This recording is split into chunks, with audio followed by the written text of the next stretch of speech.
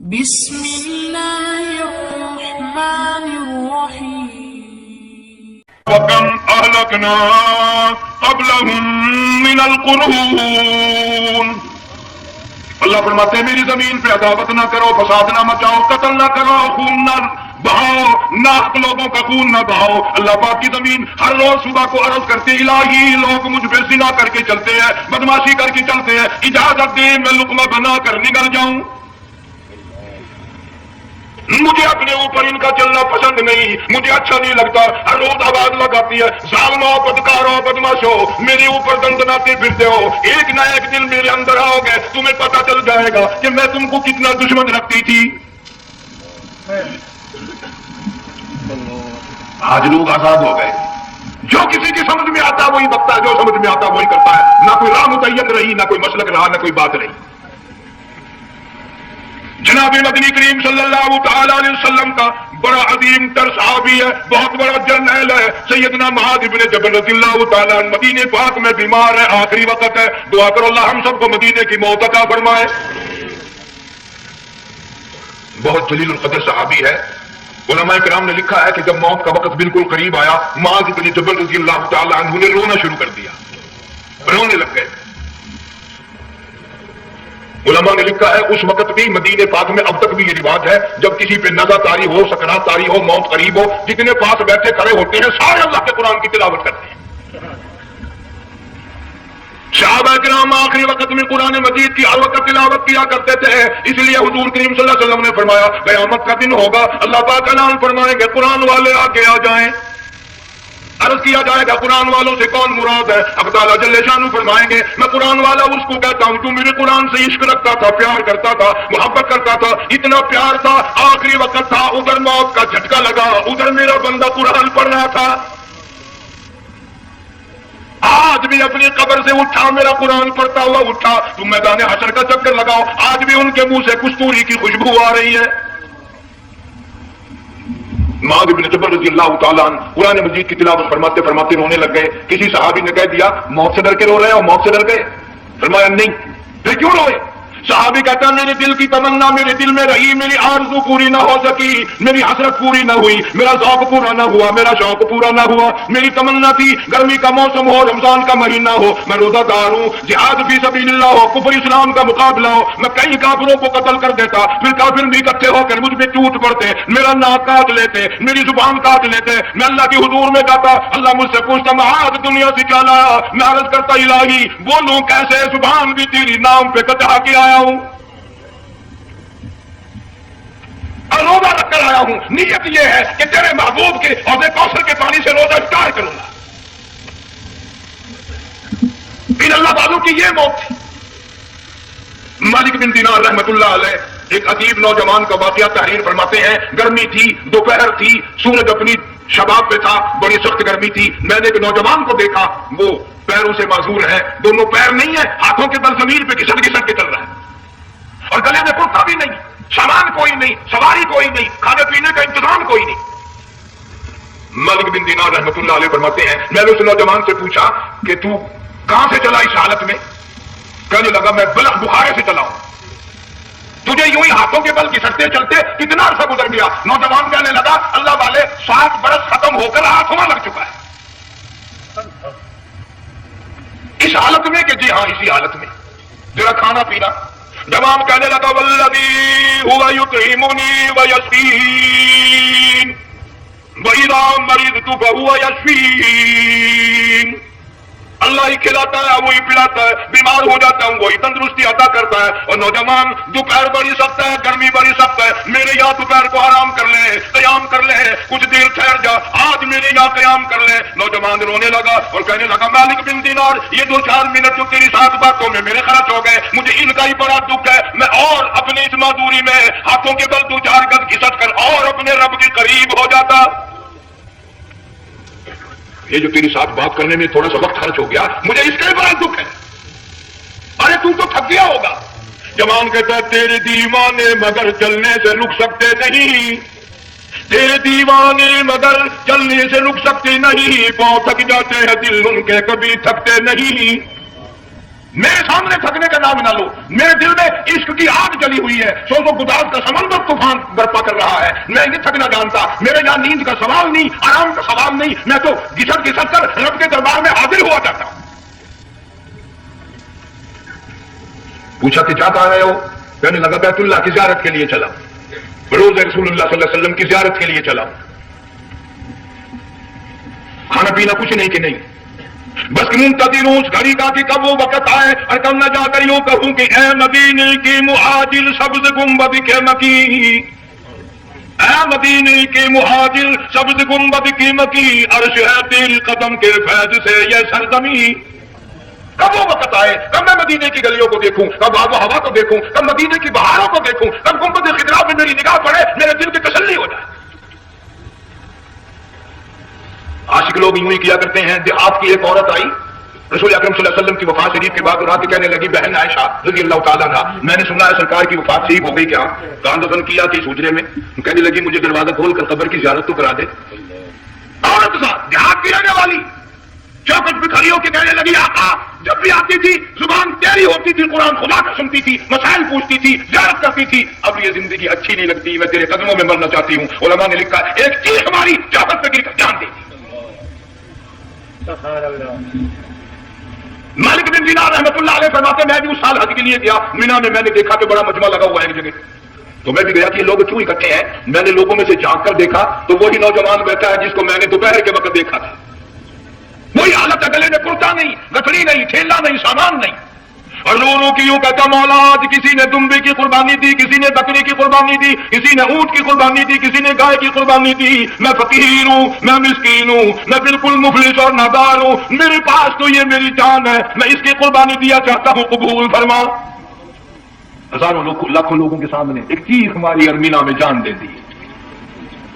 اس حالت میں اللہ والوں کا آخری وقت آتا ہے، ایک ہم لوگ مرتے ہیں ایکسیڈنٹوں میں، سڑکوں پہ، ادھر موت کا دھکا لگ رہا، ادھر منہ میں کنجری کا گانا۔ ارشاد فرمایا مدنی کریم صلی اللہ تعالی علیہ وسلم نے سیاتی علی الناس زمان، اور لوگوں میری امت میں ایک وقت ایسا آئے گا لوگ اتنے برباد ہو جائیں گے، صبح کو آدمی مومن مسلمان ہوگا، شام کو موت آئی تو جنازہ کافر کا اٹھ رہا ہوگا۔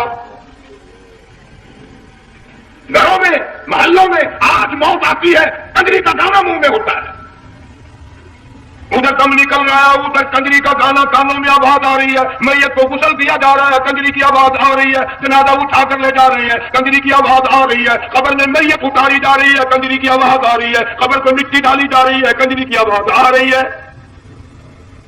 اس ماحول میں، اس معاشرے میں ہم کس طرح ایمان اور یقین اور ایمان ساتھ لے کر مریں گے؟ ہزاروں نہیں لاکھوں کو مرتے وقت کلمہ نصیب نہیں۔ قسم دے کر پوچھو ماں مر رہی ہے، کلمہ منہ سے نہ نکلا، باپ مر گیا منہ سے کلمہ نہیں نکلا، بیگم صاحبہ چل بسی منہ سے کلمہ نہیں نکلا، ہزاروں چلے گئے اور اپنے جانے کا پھر بھی یقین نہ آیا۔ تم نے کبھی سوچا تک نہیں، خیال تک نہیں کیا؟ ارشاد فرمایا مدنی کریم صلی اللہ تعالی علیہ وسلم نے لوگوں ابو ہریرہ رضی اللہ تعالیٰ عنہ سے پوچھا تو کیوں رویا؟ عرض کرنے لگا میرے آقا اتنی کمزوری کبھی نہ دیکھی، اتنی ضعیفی کبھی نہ دیکھی، اتنی ناتوانی کبھی نہیں دیکھی، چہرہ انور بالکل کمزور ہو گیا۔ آپ نے ٹھنڈا سانس لے کر فرمایا ابو ہریرہ تجھے معلوم نہیں موت بالکل قریب آ گئی، بالکل قریب آ گئی موت۔ تیری ایک انگلی پکڑ کر اگر کوئی مروڑ دے کتنا دکھ ہوگا، درد ہوگا، ہائے ہائے ہائے۔ جنگ والوں کبھی تم نے سوچا نہیں 360 رگیں ٹوٹیں گی کیا حال بنے گا، آسا چھوٹیں گے، سر کے بالوں سے لے کر پیروں کے ناخنوں تک ہر جوڑ کو توڑ کے رکھ دیا جائے گا، وزیروں سفیروں امیروں حسینوں جمیلوں تمام کے جوڑوں کو اکھاڑ کے رکھ دیا جاتا ہے۔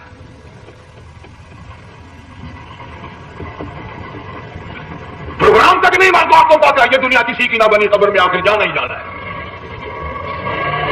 علماء کرام نے لکھا ہے کہ حضرت عیسیٰ علیہ السلام کے پاس لوگ آئے اور کہنے لگے نئی نئی قبروں سے مردے زندہ کر کے دکھاتے ہو، آؤ ہمیں پرانی قبر پہ لے کے چلتے ہیں، مردہ زندہ کر کے دکھاؤ۔ عیسیٰ علیہ السلام تشریف لے گئے، فرمایا قم بإذن اللہ، ایک نوجوان زندہ ہو کر قبر سے نکل کر سامنے آ کر کھڑا ہو گیا۔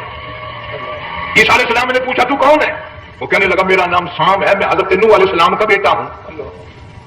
تو پیغمبر کا دماغ تو پیغمبر کا ہوتا ہے نا۔ فرمایا تجھے تو بڑا سا قبر میں گزر گیا، کتنے 1000 سال قبر میں گزر گئے کہ جی ہاں۔ عیسیٰ علیہ السلام نے فرمایا یار ملاقات تو اللہ نے کرائی دی، قبر کا کچھ حال تو بتا کیا بنتی ہے، قبر کا کچھ ماحول بتا، قبر کی خبر بتا۔ علماء اکرام نے لکھا وہ نوجوان رونے لگا اور کہنے لگا عیسیٰ علیہ السلام تو قبر کی خبر پوچھتا ہے، قبر کا حال پوچھتا ہے، قبر کا ماحول پوچھتا ہے، قبر کا معاملہ مجھ سے پوچھتے ہو، آپ مجھ سے پہلے یہ کیوں نہیں پوچھتے ہیں کہ موت کا جھٹکا کتنا شدید ہے؟ نوجوان رو کے کہنے لگا عیسیٰ علیہ السلام کتنے ہزار سال میری موت کو گزر گئے پر مالک کائنات کی قسم آج تک میرا منہ کڑوا ہے۔ اس لیے جنگ والوں لمبی چوڑی بات کہنے کا وقت نہیں، حالات نہیں، میں تو تمہیں اتنا سا پیغام دینے آیا ہوں، کھانے پینے کا زمانہ ہے، میں جانتا ہوں تم کیلے کھاتے ہو، تمہیں کیلے کا ذائقہ معلوم ہے، امرود کا ذائقہ تم کو معلوم ہے، انار کا ذائقہ تمہیں معلوم ہے، انگور کا ذائقہ معلوم ہے، انناس کا ذائقہ معلوم ہے، آم کا ذائقہ معلوم ہے، ہزاروں پھلوں کے ذائقے تمہیں معلوم ہے، ہزاروں مٹھائیوں کے ذائقے تمہیں معلوم ہے، ہزاروں بیکری کی چیزوں کے ذائقے تمہیں معلوم ہے، ہزاروں شربتوں کے ذائقے معلوم ہے، پر تم نے جنگ والوں کبھی بھی قبرستان میں جا کر قبر والوں سے یہ نہیں پوچھا اور قبر والوں ذرا بتاؤ تو صحیح موت کا ذائقہ کیسا ہے؟ تم نے چکھا نہیں، جنہوں نے چکھا وہ بتانے نہ آئے کیسا ذائقہ ہے۔ اس لیے قرآن کہتا کلا اذا بلغ التراقی وقیل من راق وظن انه الفراق والتفت الساق بالساق الى ربك يومئذ المساق۔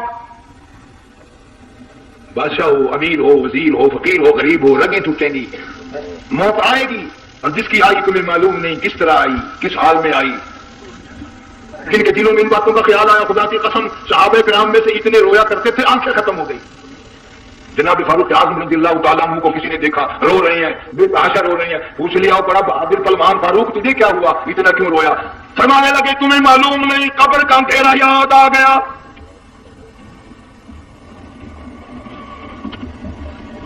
1,29,000 صحابہ کرام اس آخرت کے لیے قربانیاں دیتے آئے، اولاد کی قربانی دی، مال کی قربانی دی، جان کی قربانی دی، جو کرنا پڑا وہ کر گزرے، لیکن محمد عربی صلی اللہ علیہ وسلم کا دامن نہ چھوڑا۔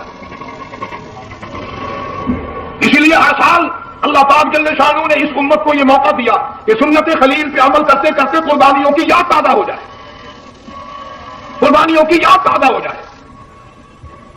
قرآن کریم میں جا بجا ابراہیم علیہ السلام کا اللہ پاک نے ذکر خیر فرمایا، ایوں فرمایا ہم نے ان کے بڑے امتحان کیے، بڑی آزمائش کی، وہ سارا میں کامیاب ہوئے۔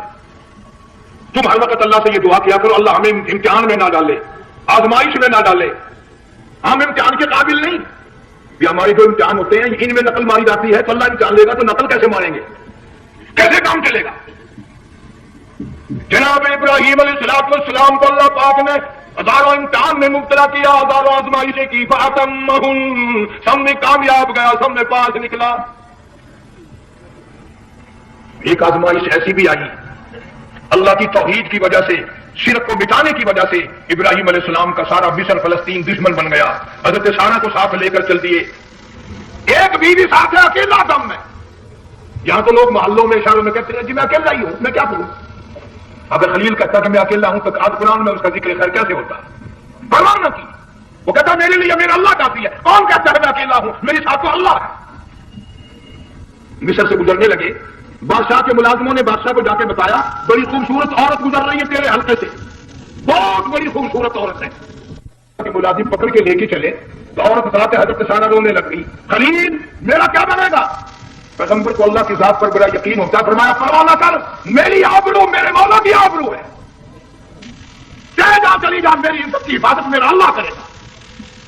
فرمایا اللہ خیر حافظا وہو ارحم الراحمین،